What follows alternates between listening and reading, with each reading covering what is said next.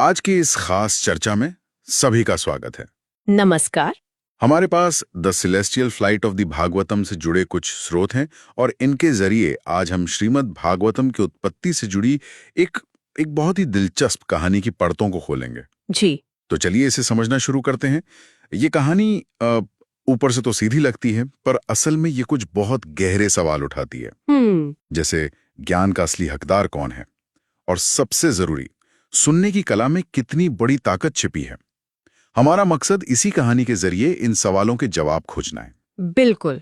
और ये सिर्फ एक पौराणिक कथा नहीं है, इसे आप ज्ञान के प्रवाह का एक रूपक भी समझ सकते हैं। रूपक मतलब मेटाफर? हाँ, बिल्कुल। ये कहानी इस बात पर एक गहरी टिप्पणी है कि ज्ञान अपनी प्रकृति से आजाद है। वो एक नदी की तरह है जो अपना रास्ता खुद बना लेती है और हमेशा उस तरफ बहती है जो सबसे ज्यादा ग्रहणशील हो। क्या बात है! ज्ञान की नदी, ये सोचने का एक बेहतरीन तरीका है। तो इस नदी का स्रोत कहाँ है? कहानी शुरू कहाँ से होती है? कहानी का स्रोत है कैलाश पर्वत, और एक बहुत ही मौलिक जिज्ञासा से। देवी पार्वती, जो स्वयं अमर है, वो भगवान शिव से उनकी अमरता का रहस्य पूछती हैं। अच्छा, ये अपने आप में दिलचस्प है। एक अमर सत्ता अमरता के रहस्य को समझना चाहती है। जी, ये दिखाता है कि अमर होना एक बात है और उस अवस्था के पीछे के ज्ञान को समझना बिल्कुल दूसरी। ये तो बहुत गहरा बिंदु है। तो शिव का जवाब क्या था? उन्होंने क्या कोई खास तपस्या बताई या कोई मंत्र? यहीं पर कहानी का पहला बड़ा मोड़ आता है। शिव का जवाब कोई क्रिया या वस्तु नहीं, बल्कि एक अनुभव है। अनुभव? हाँ, वो कहते हैं कि उनकी अमरता का राज श्रीमद् भागवतम की अमृत कथा में लगातार डूबे रहने में है। ये बहुत बड़ी बात है। मतलब ज्ञान ही अमरता का स्रोत है? बिल्कुल। उन्होंने ग्रंथ को किसी किताब के दर्जे से उठाकर सीधे अमृत के सिंहासन पर बिठा दिया। तो जाहिर है, ये जानने के बाद पार्वती की जिज्ञासा और बढ़ गई होगी। स्वाभाविक है। उन्होंने शिव से अनुरोध किया कि वे उन्हें पहले भगवद गीता की महिमा और फिर पूरा श्रीमद् भागवतम सुनाएं। और शिव मान गए? हाँ, वो तैयार हो गए। तो अब मंच पूरी तरह तैयार है। एक दिव्य गुरु महादेव और एक दिव्य शिष्य जगत जननी पार्वती। ज्ञान के हस्तांतरण के लिए इससे आदर्श स्थिति और क्या हो सकती है? तो मतलब पूरी तैयारी है, एक डिवाइन गुरु और एक डिवाइन शिष्य। सब कुछ एकदम सही लगता है ना? लगता तो है। लेकिन यहीं पर कहानी एक बहुत ही मानवीय और शायद कहें तो मजेदार मोड़ लेती है। हाँ, यहीं पर कहानी हमें चौंकाती है। भगवान शिव पूरे आध्यात्मिक आनंद में डूबकर कथा सुना रहे हैं, लेकिन मुख्य श्रोता जिनके लिए ये सब हो रहा है, यानी देवी पार्वती, उनका ध्यान धीरे धीरे, उन्हें नींद आ जाती है। हाँ बिल्कुल, उन्हें नींद आ जाती है। अमरता प्रदान करने वाली कथा के बीच में नींद आ जाना ये दिखाता है कि सिर्फ शारीरिक उपस्थिति काफी नहीं होती। ये तो कमाल है। मतलब शिव जो त्रिकालदर्शी हैं, उन्हें भी पता नहीं चला कि उनका असली श्रोता कौन है। ये कैसे हुआ? ये सुनने की कला का सबसे बड़ा प्रमाण है। जब पार्वती सो रही थी, तब भी कोई और था जो न सिर्फ सुन रहा था, बल्कि पूरी तरह से उस कथा में डूबा हुआ था। कौन था वो? पास की एक डाल पर बैठा एक छोटा सा तोता। और वो सिर्फ सुन नहीं रहा था, बल्कि सही मौकों पर जैसी आवाजें निकालकर सक्रिय रूप से भाग ले रहा था। अच्छा जी, उसकी एकाग्रता इतनी गहरी थी कि शिव को भी भ्रम हो गया कि पार्वती ही सुन रही हैं। वाह! मतलब एक छोटे से पक्षी ने अपनी सुनने की कला से महादेव तक को भ्रम में डाल दिया। ये तो सुनने के तो बिल्कुल अलग स्तर दिखाता है। सही कहा। एक तरफ पार्वती हैं जो योग्य पात्र होते हुए भी मानसिक रूप से अनुपस्थित हैं, और दूसरी तरफ वो तोता है जो शायद आधिकारिक रूप से हकदार नहीं, पर उसकी चेतना पूरी तरह से उस ज्ञान को पी रही है। आपने हकदार शब्द का इस्तेमाल किया, और यही कहानी का अगला महत्वपूर्ण पहलू सामने आता है। वो क्या? अधिकार की अवधारणा। मतलब ज्ञान प्राप्त करने का अधिकारी या योग्य पात्र कौन है? तो शिव को सच्चाई का पता कब चला, और जब पता चला तो उनकी प्रतिक्रिया क्या थी? कथा के एक महत्वपूर्ण पड़ाव पर आकर शिव रुके, और जब उन्हें कोई प्रतिक्रिया नहीं मिली तो उन्होंने देखा कि पार्वती तो सो रही हैं। तभी उनकी नजर उस तोते पर पड़े और उन्हें सब समझ आ गया। तुरंत उन्हें समझ आ गया कि असली श्रोता तो ये पक्षी था, और उनकी पहली प्रतिक्रिया थी क्रोध, भयंकर क्रोध। क्रोध? लेकिन क्यों? कोई इतने ध्यान से सुन रहा है, इसमें क्रोध वाली क्या बात है? उनका क्रोध इस धारणा से आया कि ये पवित्र ज्ञान, ये अमरता का रहस्य एक अज्ञानी पक्षी ने सुन लिया है। अच्छा, उनके अनुसार यह ज्ञान केवल पार्वती जैसे दिव्य पात्र के लिए था। उस तोते ने अनधिकृत रूप से इसे सुन लिया था। एक तरह से ज्ञान की चोरी। उनकी नजर में हाँ, यहीं पर अधिकार का सवाल खड़ा होता है। क्या ज्ञान पर किसी का मालिकाना हक हो सकता है? क्या योग्यता जन्म से तय होती है या सुनने की लगन से? ये तो एक बहुत बड़ा नैतिक सवाल है। तो शिव ने अपने क्रोध में क्या किया? उन्होंने अपना त्रिशूल उठाया और उस तोते को समाप्त करने के लिए उसके पीछे दौड़ पड़े। क्या? जी, उन्हें लगा कि इस ज्ञान का अनधिकृत फैलाव रोकना जरूरी है। अब वो छोटा सा तोता अपनी जान बचाने के लिए तीनों लोकों में भाग रहा है और उसके पीछे स्वयं महादेव हैं। इसके बाद जो हुआ वो तो कहानी को कल्पना की एक नई ही ऊंचाई पर ले जाता है। तोते ने बचने के लिए जो रास्ता चुना वो असाधारण है। बिल्कुल।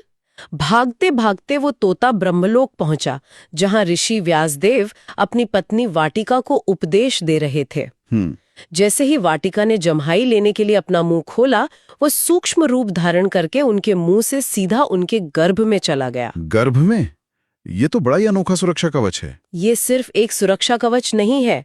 अगर हम इसके प्रतीक को समझें तो तोता सिर्फ शारीरिक रूप से छिप नहीं रहा है। तो फिर वो एक ऐसे सुरक्षित स्थान पर जा रहा है जहां वह अपने सुने हुए ज्ञान को पूरी तरह से आत्मसात कर सके, उसे पचा सके।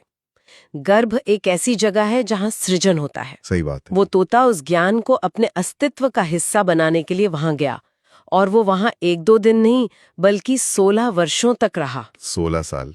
ये तो इसका शाब्दिक अर्थ नहीं लेना होगा, है ना? यहाँ कोई गहरा प्रतीक छुपा है। आपने सही पकड़ा। ये 16 साल की अवधि बहुत प्रतीकात्मक है। ये उस ज्ञान के गहरे मंथन का, उसके आंतरीकरण का प्रतीक है। मतलब जैसे एक बीज को पेड़ बनने में समय लगता है। बिल्कुल वही। सुने हुए ज्ञान को पूरी तरह से आत्मसात करके प्रकट होने के लिए एक लंबी अवधि की जरूरत थी। वो गर्भ में रहकर उस ज्ञान पर मनन कर रहा था। तो इन 16 सालों के बाद क्या हुआ? वो बाहर कैसे आया? व्यासदेव ने कई बार उस गर्भस्थ शिशु से बाहर आने की प्रार्थना की, लेकिन वो तैयार नहीं था। उसे डर था कि बाहर आते ही माया उसे प्रभावित कर लेगी। अच्छा। अंत में व्यासदेव के कहने पर स्वयं भगवान कृष्ण ने आकर उसे आश्वासन दिया कि उस पर माया का प्रभाव नहीं पड़ेगा। इस आश्वासन के बाद उस तोते ने एक तेजस्वी बालक के रूप में जन्म लिया, जिनका नाम हुआ शुकदेव गोस्वामी। जी, शुकदेव गोस्वामी। वाह! तो वही अज्ञानी पक्षी जिसे भगवान शिव ने ज्ञान के अयोग्य समझकर मारने की कोशिश की थी, वही एक ब्रह्मज्ञानी ऋषि बनकर प्रकट हुआ। यही इस कहानी की सबसे सुंदर विडंबना और सबसे शक्तिशाली संदेश है। सुनने वाला ही सुनाने वाला बन गया। बिल्कुल।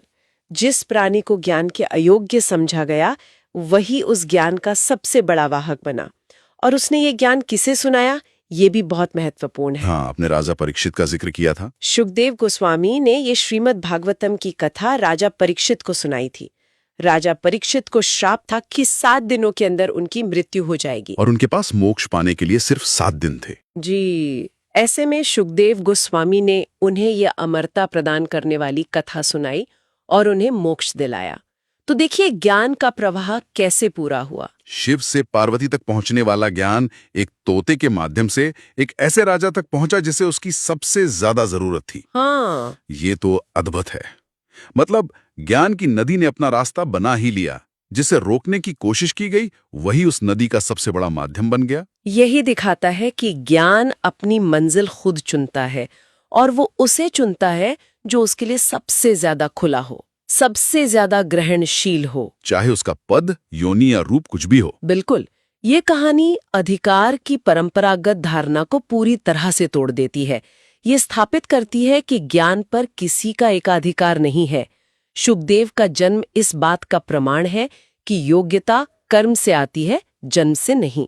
उनके सुनने के कर्म ने उन्हें पार्वती से भी अधिक योग्य बना दिया था उस क्षण के लिए। हाँ, तो आज की इस चर्चा से जो मुख्य बात निकल कर आ रही है वो ये है कि कैसे एक दिव्य अनुरोध से शुरू हुई कहानी एक सोती हुई श्रोता और एक चौकस तोते के साथ एक अप्रत्याशित मोड़ लेती है और अंत में एक महान ऋषि के जन्म पर समाप्त होती है। यह इस बात की एक शक्तिशाली कथा है कि ज्ञान हमारी उम्मीदों और पूर्वाग्रहों को तोड़ते हुए अपना पात्र खुद चुनता है। सही कहा। और दूसरी बड़ी बात यह है कि सच्चा सीखना इस बारे में नहीं है कि आप कौन हैं, बल्कि इस बारे में है कि आप सुनते कैसे हैं।